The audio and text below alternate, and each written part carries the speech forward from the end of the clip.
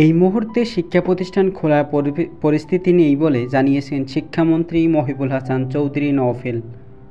সোমবার ২৯শে জুলাই বিকেল ৪:৩০টায় শিক্ষা মন্ত্রণালয়ের সম্মেলন কক্ষে পেনশন ইস্যুতে বিশ্ববিদ্যালয় শিক্ষকদের সঙ্গে বৈঠকে বসেন শিক্ষামন্ত্রী। এই সময় সাংবাদিকদের প্রশ্নের জবাবে তিনি কথা বলেন। আজও কিছু শিক্ষার্থী রাস্তায় নেমেছে। এমন পরিস্থিতিতে শিক্ষা প্রতিষ্ঠান খোলার বিষয়ে জানতে চাইলে মন্ত্রী বলেন, এ বিষয়ে যারা দায়িত্বপ্রাপ্ত আছেন তাদের সঙ্গে আলোচনা করতে হবে। এই মুহূর্তে সেই পরিস্থিতি শিক্ষা প্রতিষ্ঠান খোলা তো নেই। আর আপনারা যেমনটি বলেছেন কয়েকজন নেমেছে বা কি হয়েছে সে ব্যাপারে এই মুহূর্তে আমাদের কাছে তথ্য নেই। তথ্য পেলে আমরা জানাতে পারব।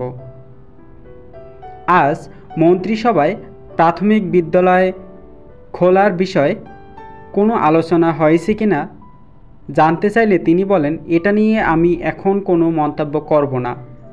সেখানে আমি কি আলোচনা হয়েছে সেটি নিয়ে বাইরে আলোচনা করা যায় না। বৈঠকে প্রধানমন্ত্রী শিক্ষা ও সংস্কৃতি বিষয়ক উপদেষ্টা ডক্টর কামাল আবদলে নাসের চৌধুরী, শিক্ষা মন্ত্রণালয় সম্পর্কিত সংসদীয় কমিটির সভাপতি সাবেক শিক্ষামন্ত্রী নুরুল ইসলাম, শাহিদসহ মন্ত্রণালয়ের কর্মকর্তারা উপস্থিত ছিলেন। সর্বজনীন পেনশন স্কিম প্রত্যাহারের দাবিতে গত ১ জুলাই থেকে ক্লাস পরীক্ষা বন্ধ করে সর্বাত্মক কর্মবিরতিতে যান দেশের প্রায় ৩৯টি পাবলিক বিশ্ববিদ্যালয়ের শিক্ষকরা। বাংলাদেশ বিশ্ববিদ্যালয় শিক্ষক সমিতি ফেডারেশন ডাকে এই কর্মসূচি শুরু হয়। এই ইস্যুতে আওয়ামী লীগের সাধারণ সম্পাদক ওবায়দুল কাদেরের সঙ্গে তাদের বৈঠক হয়, কিন্তু সমাধান না আসায় আন্দোলন চালু রাখেন তারা।